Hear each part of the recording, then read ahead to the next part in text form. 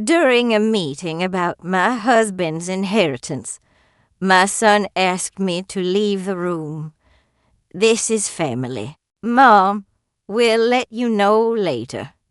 He had no idea I had the updated will to him. I was no longer family. I didn't respond right away. I just sat there in the hallway outside the attorney's conference room, staring at the closed door like it could still open and correct what just happened. I could still hear voices inside my son Anthony, his wife Brianna, and Mr. Perkins, my late husband's estate attorney.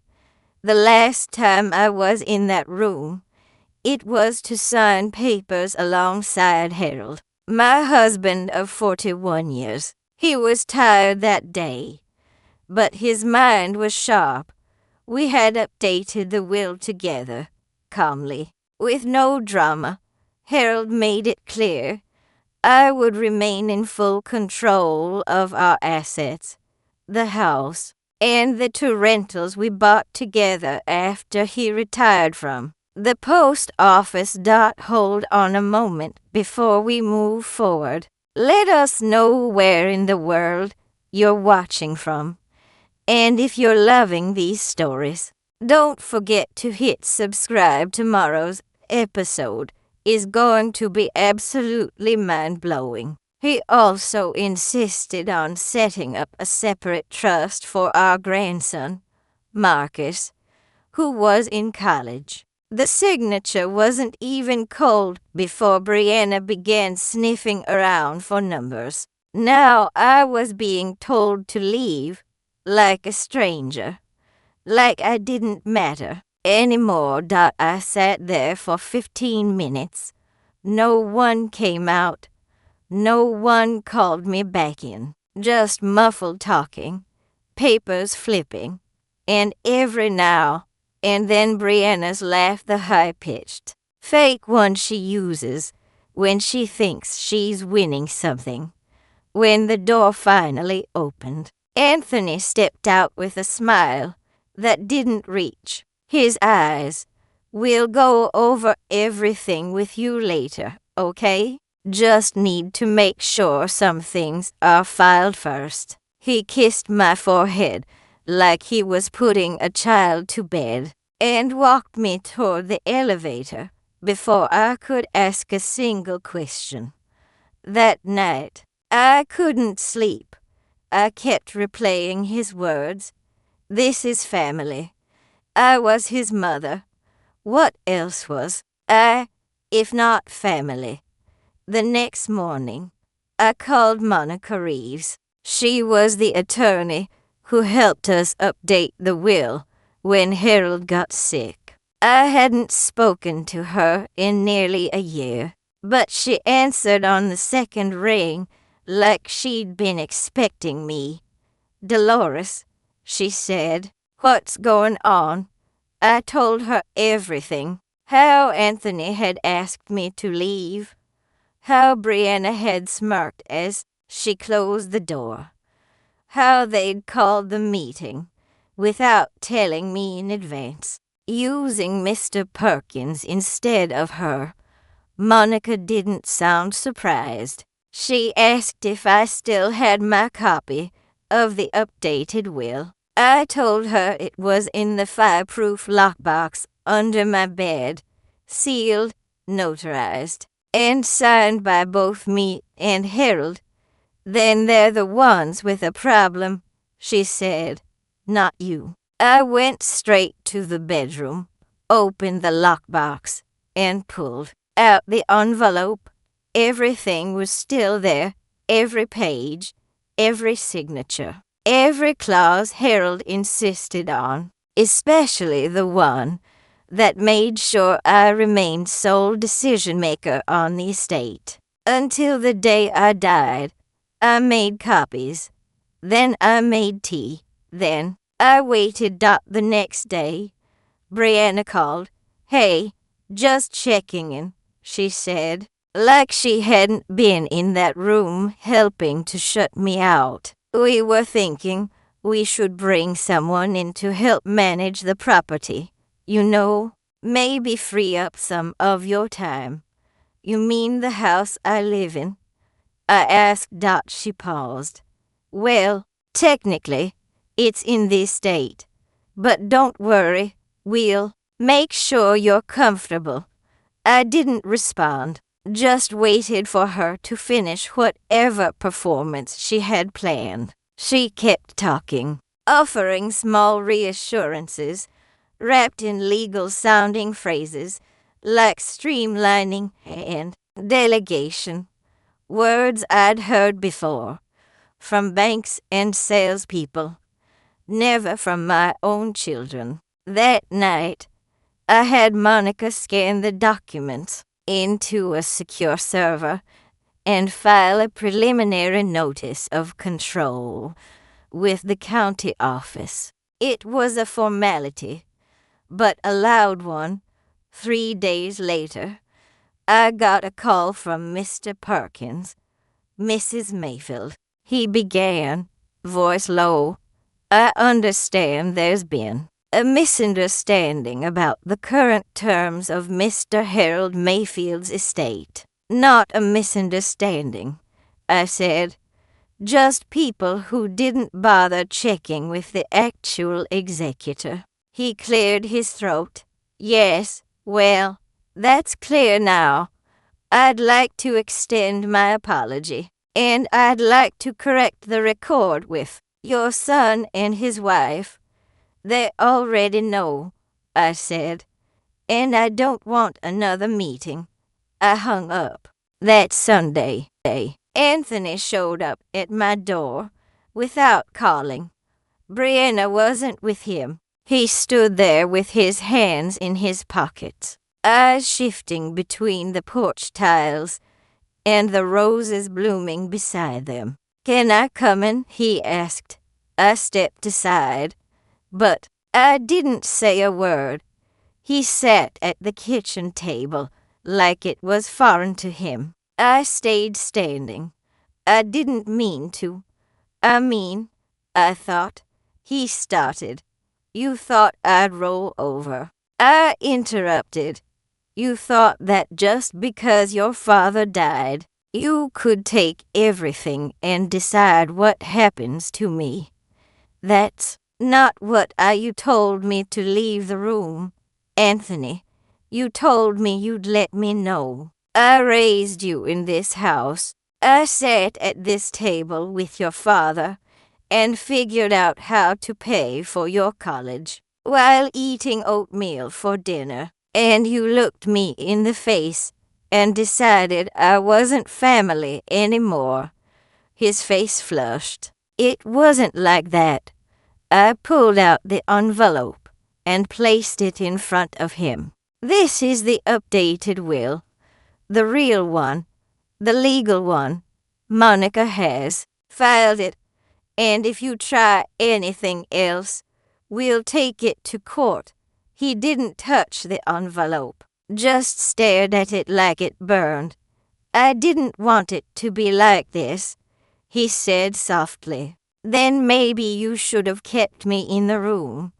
I didn't ask him to leave.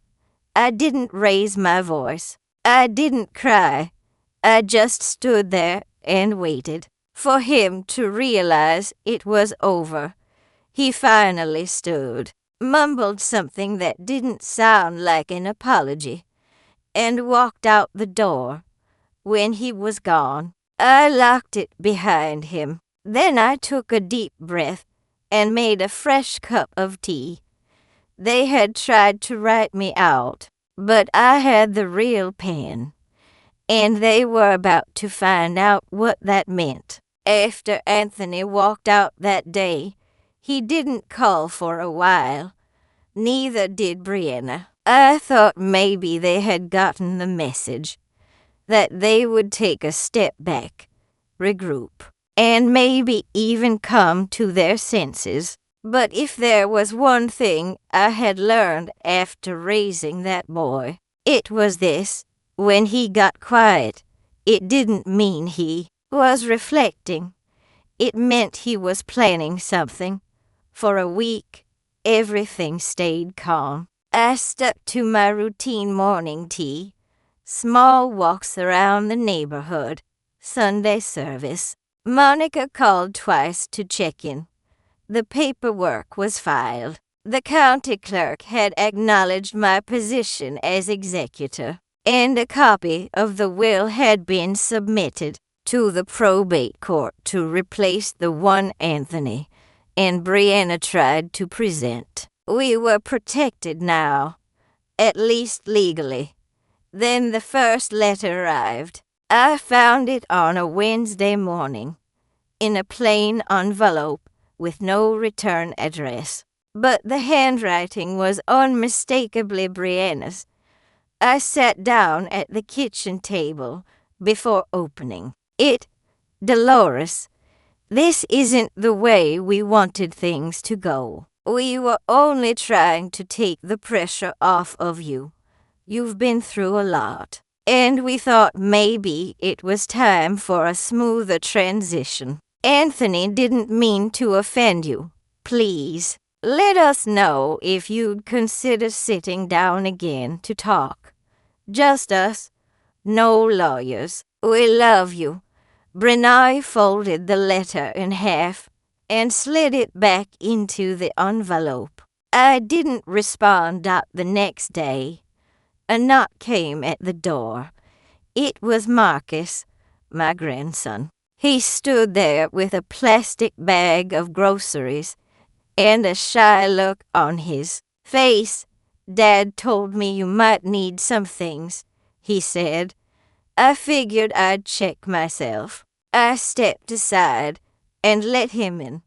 He was tall now, taller than I remembered, and his voice had that deep, cautious tone teenage boys get when they're trying to sound grown, but still scared of getting something wrong.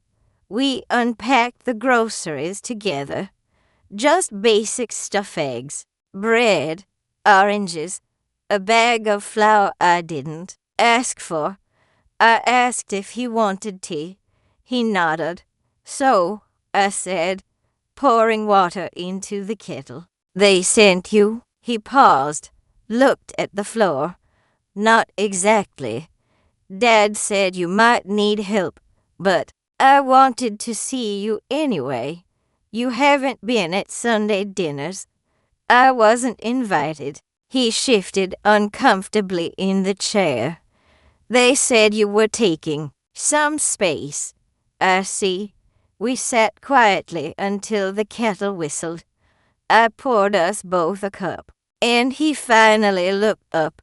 Is it true that Grandpa left everything to you? I nodded. Yes, your grandfather and I updated the will together. It's legal. It's signed, and it's mine to manage. Marcus sat back in his chair. He didn't argue. He didn't try to explain or defend anyone. He just said, "They're freaking out." I stirred a spoonful of honey into my cup. I know. He looked around the kitchen. You need anything? You need help with the yard or anything? I've got it covered. He nodded again, quieter this time. Okay. That weekend, I saw Brianna in the grocery store. I was reaching for a can of tomato sauce, and there she was at the end of the aisle, loading overpriced crackers into her cart. She froze when she saw me.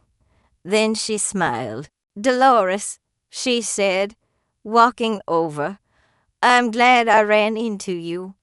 I didn't say anything, just looked at her. I wanted to apologize for how things went at the lawyer's office. Anthony feels terrible. We were just caught off guard. We thought the estate plan was still the old one. I raised an eyebrow.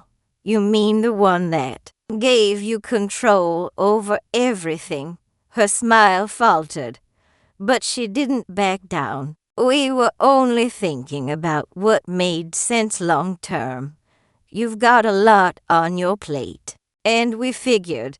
You figured wrong, I said. She blinked. I may be older, but I'm not blind. I know when someone's trying to edge me out. You made decisions without me. You held a meeting and told me to wait outside. That wasn't about protecting me. That was about pushing me out. Dolores, I swear, it wasn't meant that way.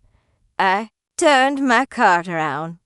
Then maybe next time, include me in the conversation. Otherwise, you're not managing anything but your own mess. I walked off. She didn't follow. That night, Anthony called. I let it ring the first time. On the second try, I answered. Mom, he said, can we talk about what? I think we got off on the wrong foot. Wrong foot, I asked. You asked me to leave the room. That's not the wrong foot. That's the whole wrong house, he sighed. Brianna's under a lot of pressure. Her family's been asking about the estate. And her family? I cut in. They have nothing to do with my husband's. Well, I know. But people talk. Well, let them talk. Silence on the other end. You made your choice, Anthony. I raised you better than this. He cleared his throat. Can we come by tomorrow? Just to talk. I paused. You can come. Leave her at home. The next afternoon, Anthony arrived alone. He brought a pie from that bakery Brianna likes to show off during holidays. I didn't touch it. We sat in the living room, the same room where I used to read him stories and iron his school uniforms. He tried again. Mom, I'm sorry. I looked at him for a long time before speaking. I'm not changing the will. I know. I'm not signing anything. I'm not stepping down as executor. I know, he said again, softer this time. I don't care what Brianna wants. Harold trusted me. I earned that trust. He nodded. I was wrong. I kept my arms folded. You let her run the conversation. You treated me like a placeholder, a burden, like you were just waiting for me to get out of the way. I didn't mean to. You didn't stop it either. He looked down at his hands. I just wanted things to be simple. Then you should have come to me first. He nodded. What happens now? Now I manage the estate. I said, I'll make sure Marcus finishes college. I'll make sure the properties are maintained. And I'll decide what goes to who. When it's time, he didn't argue. Just sat there, absorbing it. I'd like to be part of that, he said after a while. You've got a lot to earn back, I know. We sat in silence for a while. Not peaceful silence, Gosh's. Like two people trying to rebuild a bridge without. Pretending the river wasn't their dock when he left. I didn't feel satisfied. I felt steady. And sometimes that's enough. The next morning, Monica called. How'd it go? He's trying, I said. She didn't sound convinced. Let me know if he starts pushing again. We still have options. I will. I stood by the window that afternoon, looking out at the Garden Herald, and I built over decades. The roses were blooming again. Spring was coming. They had tried to remove me from my own legacy. But I wasn't done yet. By the following week, Anthony had come by twice. Each time he came alone, and each time he tried a little harder to act like the son he used to be. He offered to fix the gate in the backyard, said the hinges looked weak. I told him it worked just fine. Then he offered to take a look at the rental unit's furnace, just to make sure it's running for the winter. That time I let him, not because I needed the help, but because I wanted to see how far he'd go pretending everything was normal. I wasn't fooled, not for a second. The second time he came, I noticed the pause before he sat down at the kitchen table, like he was waiting for permission, like he knew now this wasn't his space to assume anymore. I didn't rush to make him comfortable. I poured tea for myself and waited. "How's the house on Millstone?" he asked, trying to sound casual. "It's rented through April," I said. "Same family. No, young woman with her daughter. Quiet. Keeps the place clean." He nodded. "You thinking about raising the rent this year? That's not your concern." He swallowed and sat back. "Just asking. You were never interested before." He didn't respond then. A day later, Brianna showed up at my door without warning. I knew she'd been holding back as long as she could, but silence was never her strong suit. She rang the bell 3 times in a row, like she expected me to be waiting just on the other side. I opened the door slowly. She smiled like it meant something. "Dolores," she said, "I just wanted a few minutes of your time." "I didn't invite you," I said.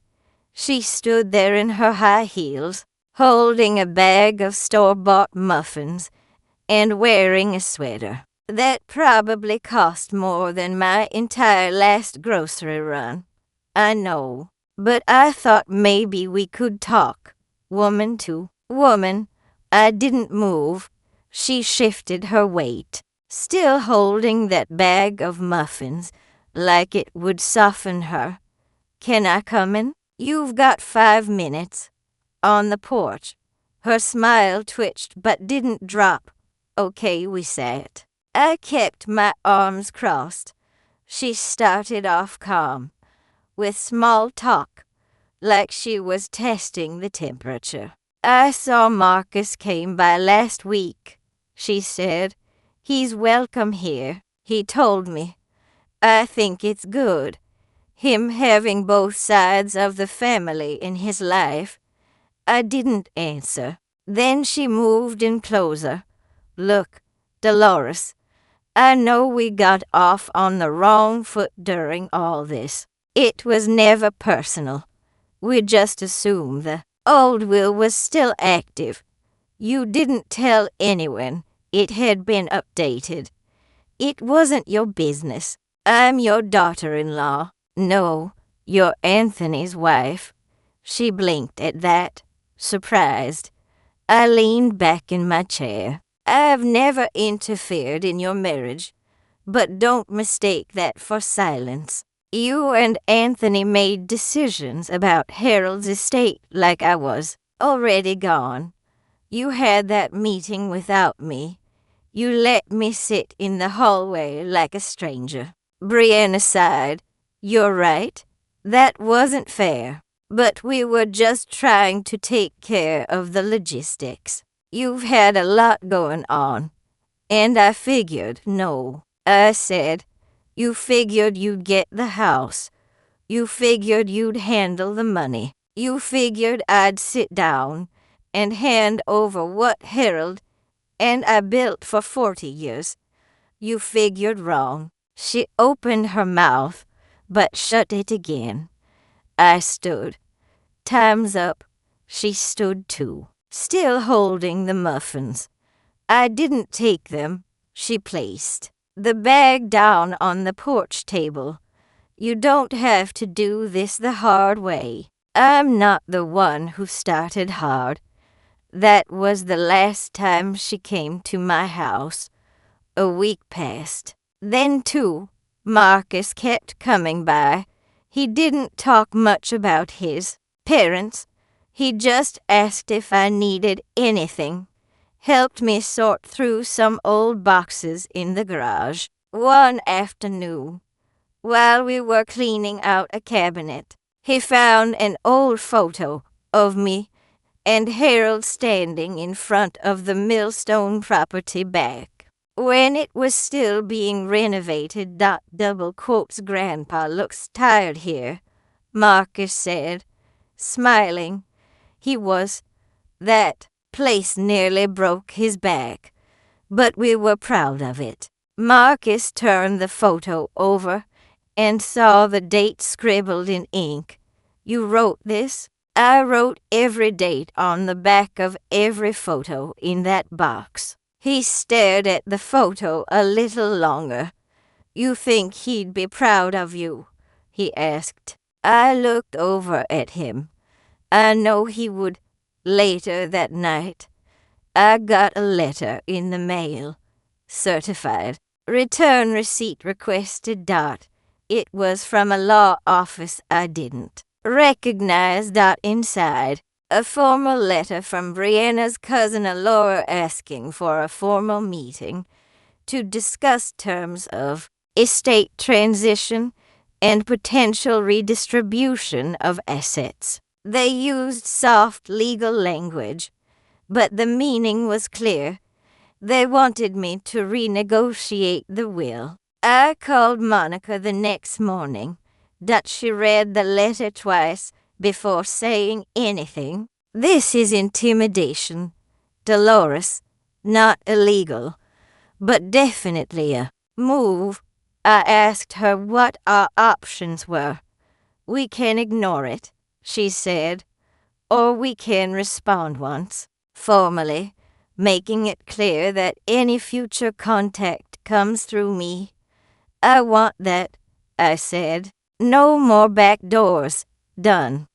2 days later, she sent them a letter so sharp it could cut glass. It said the will was legally binding, submitted, and fully under her client's control. It reminded them that any additional pressure toward my person would be documented. It ended with a sentence I loved. Any further communication must be made in writing through this office. Anthony didn't come around after that. Not for a while. Brianna, from what I heard, had started telling people that I was changing and getting forgetful, that I was easily overwhelmed. I found out through a neighbor who'd run into her at the pharmacy. That same neighbor told me Brianna asked her how much the house might be worth in the current market. I laughed when she told me. She's counting dollars she doesn't own. I said the next weekend. Marcus came over with a box of groceries and a different look in his eye. Mom says you're mad again, he said. I'm not mad, I replied. I'm done. He hesitated at the door. Can I still come by? I nodded. As long as you're not reporting back. He raised both hands. I'm not. I just like being here. We sat and played a few rounds of dominoes that night. I let him win one. When he went home, I pulled the box of Harold's papers from the closet and reviewed everything again. The insurance policies, the deeds, the trust we'd written for Marcus. It was all still in place. Then I sat down and started writing something new. My own will, updated. This time, with one addition, a clause that stated, Any beneficiary who attempts to contest or modify this estate in bad faith will forfeit their portion. Just to be sure, because I didn't trust silence anymore. I trusted paper. The silence didn't last. I had just finished folding laundry one Tuesday morning when the phone rang again. This time it was Monica. They filed a petition, she said. It's not a lawsuit.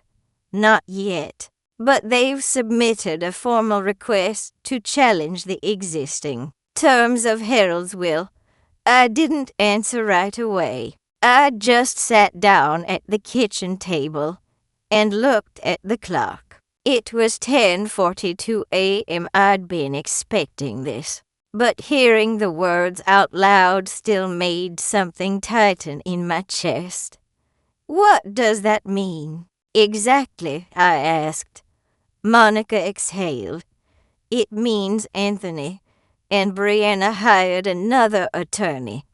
They're asking the probate court to consider a clarification of intent, saying Harold may have intended for the estate to be managed differently than what's currently written. I scoffed.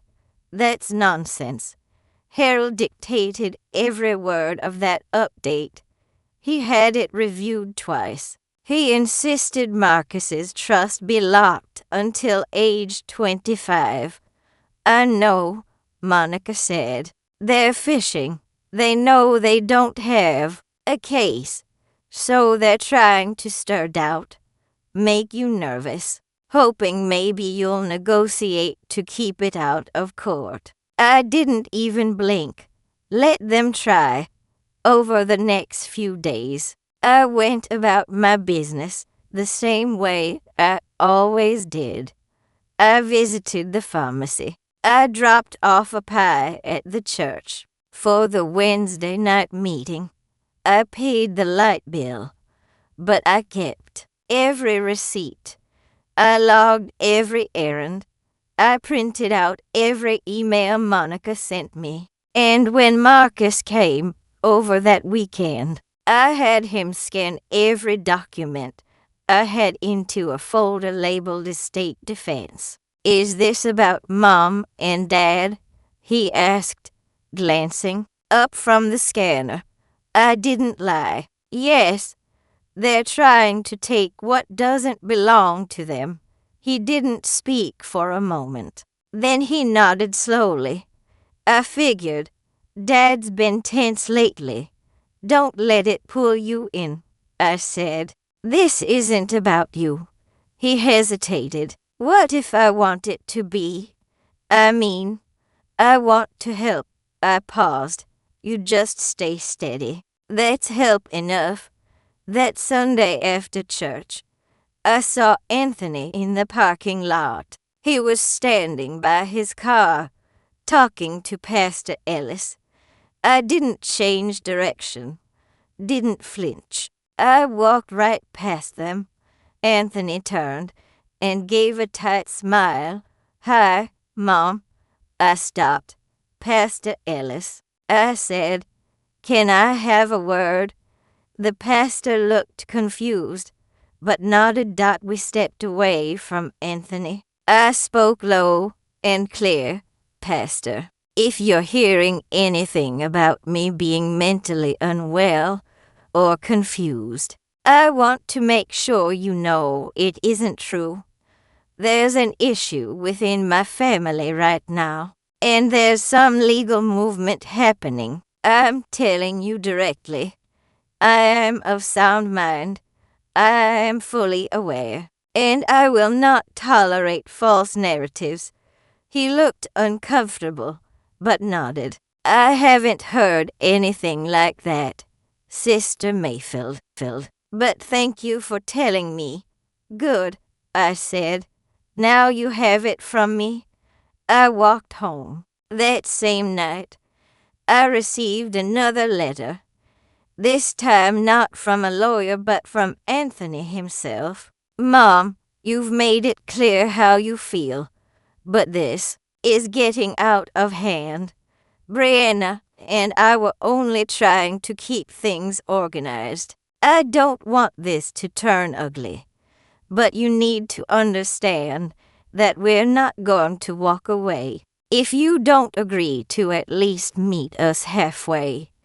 This will become public, and no one wants that. Anthony folded the letter and slid it into the same manila folder as the others. Then I picked up the phone and called Monica. I want a restraining clause, I said. She didn't need me to explain.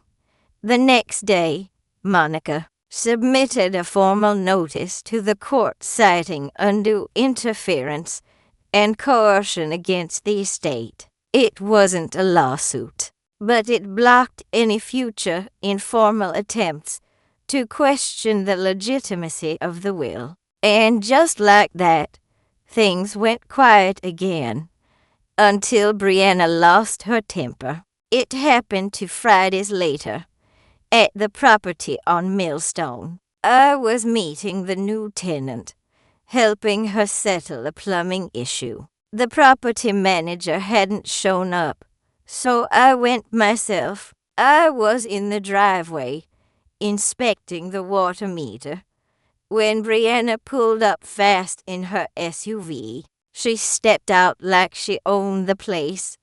No hello, no warning. "What do you think you're doing?" she snapped. I looked up. "Come, this is my property." This was supposed to go to Anthony. We were already talking to a realtor. You know that. Then you were wasting their time. She pointed at the house. We could have sold this and used the money to put Marcus through grad school. He has a trust, I said, and that house, Harold, and I paid it off in 2004.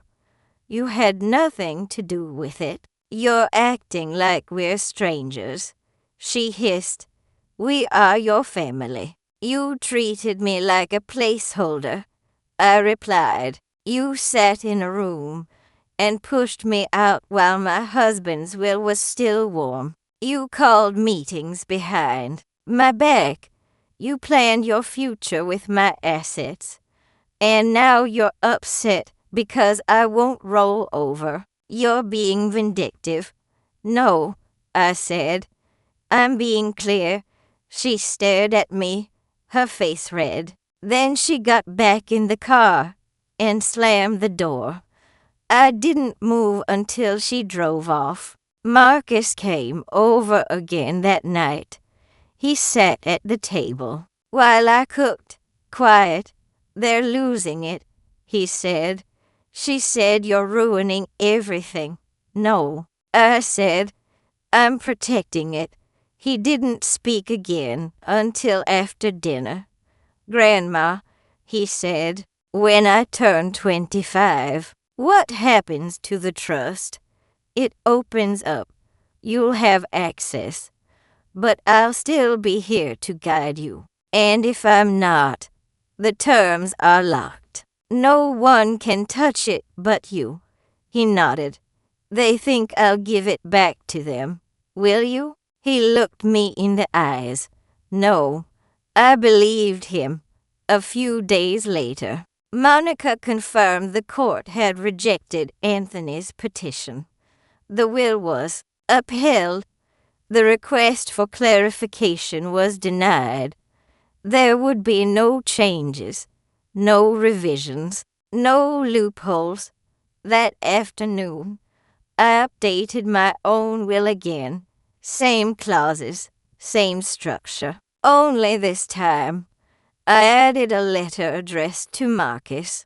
I sealed it in a blue envelope and placed it in the fireproof box, right next to Harold's photo and our original deed. I didn't add a note for Anthony.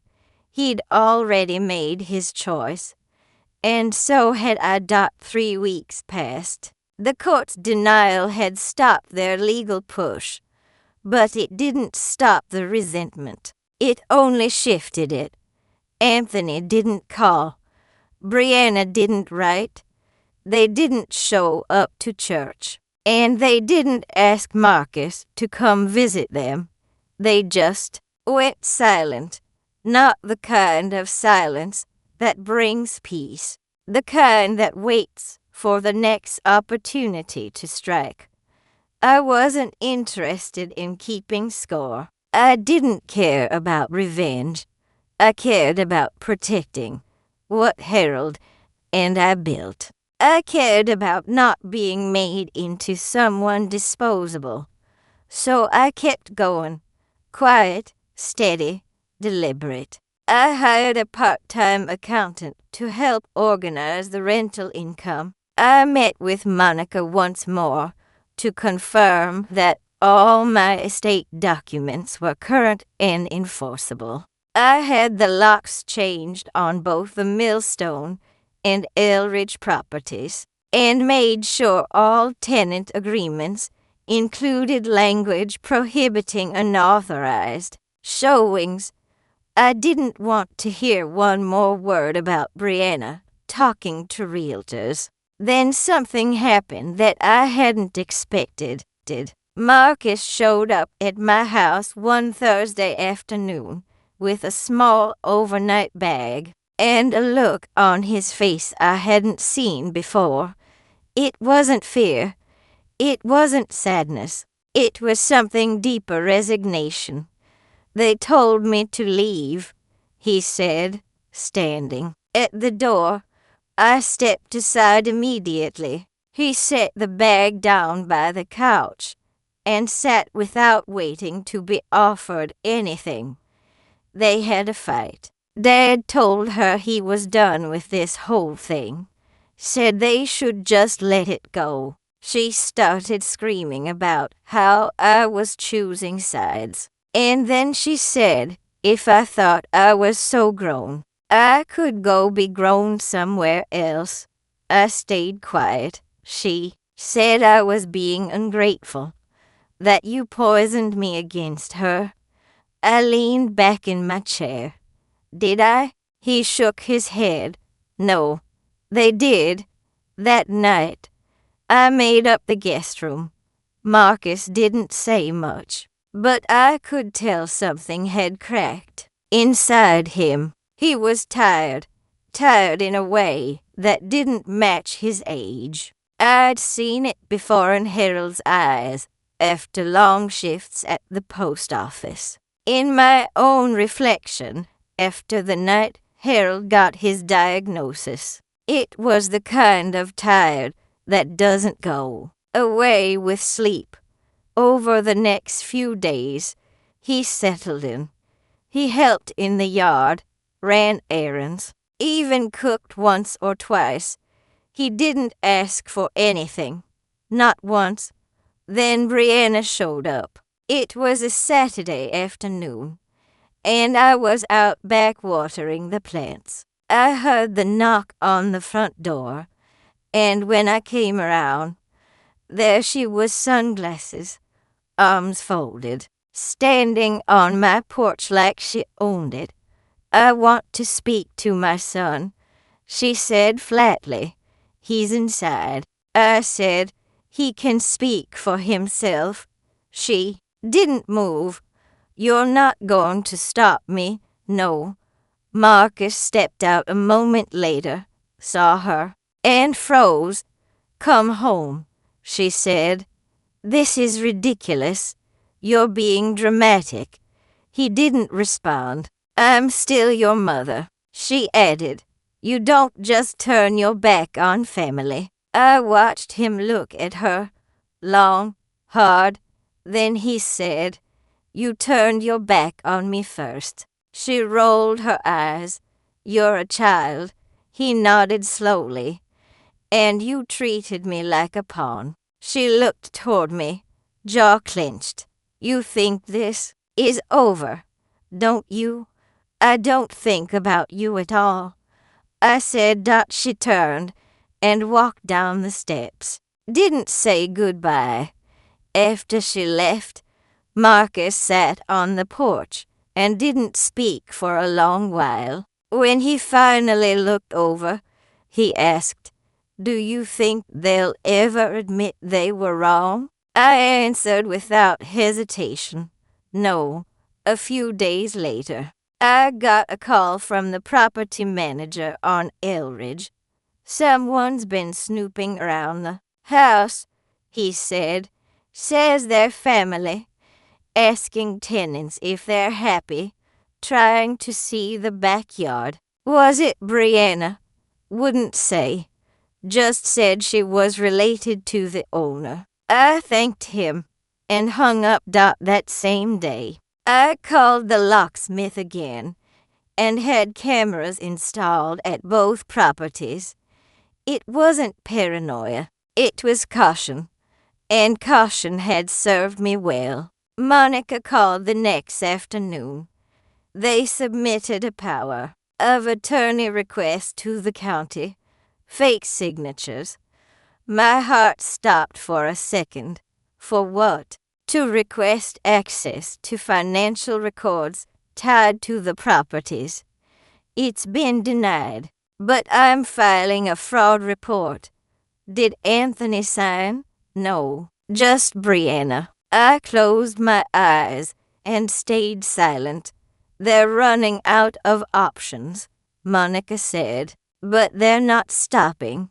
I replied, "No," she agreed. "They're not." Later that night, I called Anthony. It rang 5 times, then went to voicemail. I didn't leave a message. I wanted him to know I'd tried, and I wanted to know he chose not to answer. The next morning, Marcus came to the kitchen holding an envelope. "This was slid under the door," he said. I opened it.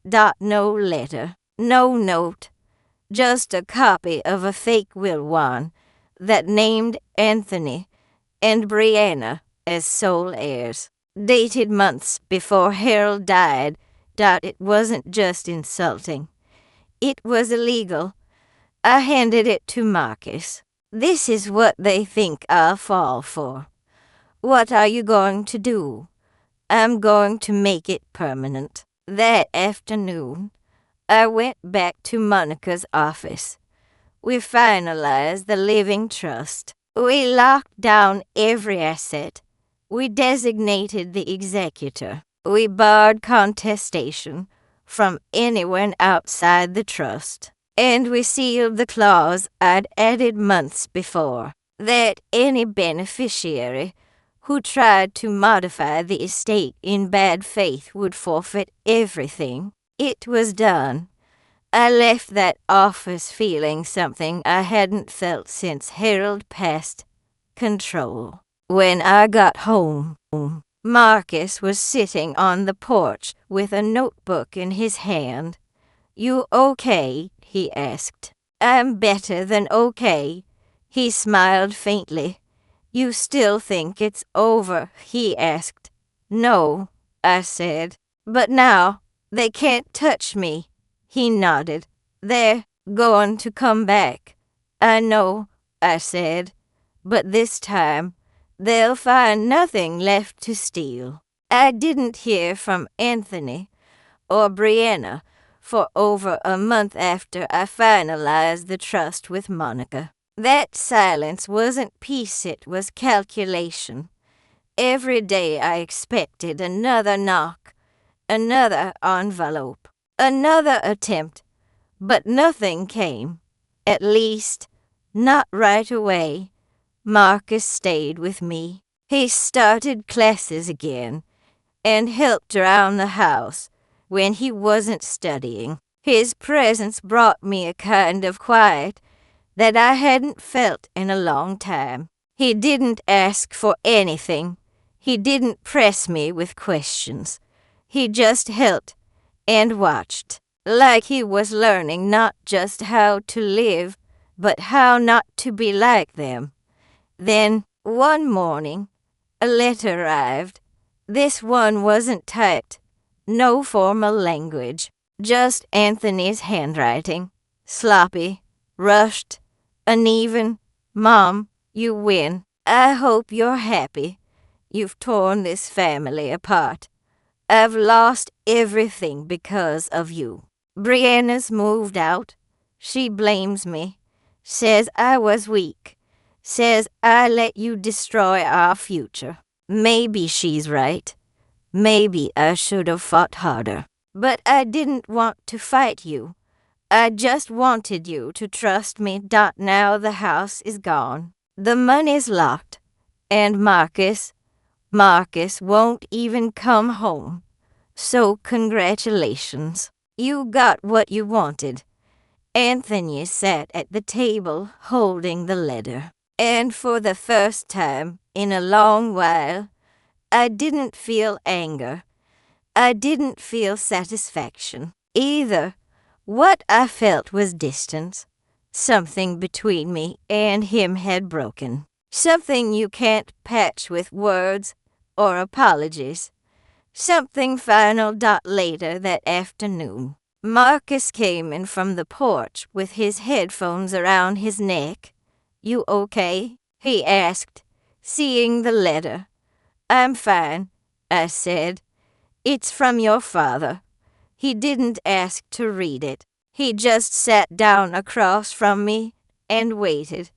He says your mother left, I added. Says she blames him for not pushing harder. Marcus just nodded. That sounds like her. I looked at him. How do you feel about that? I don't, he said. She made her choices. So did he. That night I slept better than I had in weeks. Not because everything was perfect, but because everything was clear. The estate was protected. My home was mine. And I knew, now more than ever, who I could trust. 2 weeks later, I met with Monica one final time to review the full estate binder. Everything was in place.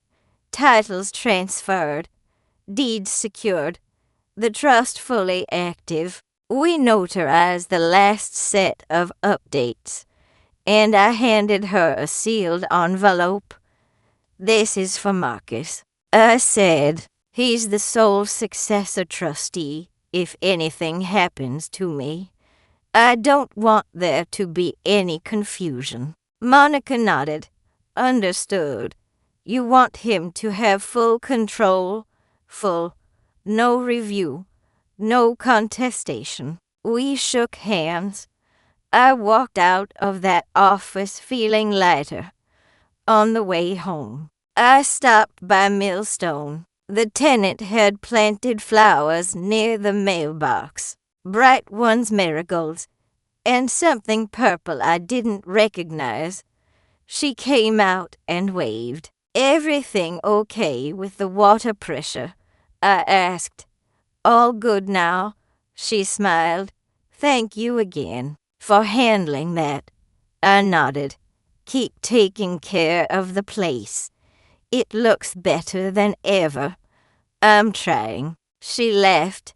This house means something to us.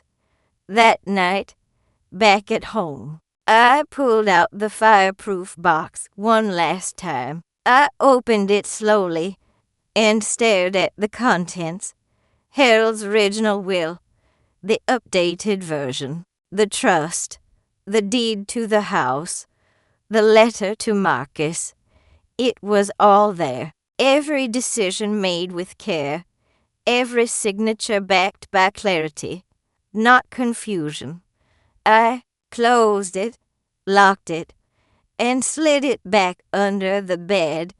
A few days later, Anthony showed up. No call, no warning, just him standing on the front porch, eyes sunken, hands in his pockets. He looked tired, older, like life had caught up with him. Can I come in? He asked. I stood in the doorway, just looking at him. I'm not here to argue, he said. I just I wanted to say something. I stepped aside. He walked in slowly, like the floor might collapse under him. He sat at the kitchen table. Same chair he always sat in growing up. Same spot Harold used to read the paper every morning. I lost her, he said. She's gone. Took what was left in the joint account. Said I was useless. I didn't say anything. I know I don't deserve your sympathy, he continued. I know what we did. I know how we made you feel. But it's all gone now. Everything I thought we were building it wasn't real. Not to her. I poured myself a glass of water. Didn't offer him one. I wanted to be like Dad, he said. But I didn't listen to the way he treated people. I just looked at what he had. I sat down across from him. It's not too late to be different. He looked up. I don't expect forgiveness. You won't get it today, I said. He nodded. But you can show your son something different, I added. You can start with that. He blinked. Hard. He won't talk to me. You pushed him away. I know. He stood, slowly. I'll go now. At the door, he turned. I just wanted you to know that I see it now. What we did. What we lost. I nodded once. Now don't forget it. He walked down the steps without looking back. Later that evening, Marcus came home. I told him about the visit. He didn't flinch. Maybe it's good he sees it, he said. Maybe, I said. That's up to him. We sat outside after dinner, watching the sun go down behind the trees. You ever think about moving? He asked. Sometimes, I said. But this house, it has my whole life in it. You could start a new one, he said. I smiled, just faintly. I already did. And for the first time since Harold passed, I felt like I wasn't holding on to the past anymore. I was protecting what mattered, and the people who didn't see my worth. They had already removed themselves. They tried to erase me from the story, but they forgot one thing. I was the one holding the pen.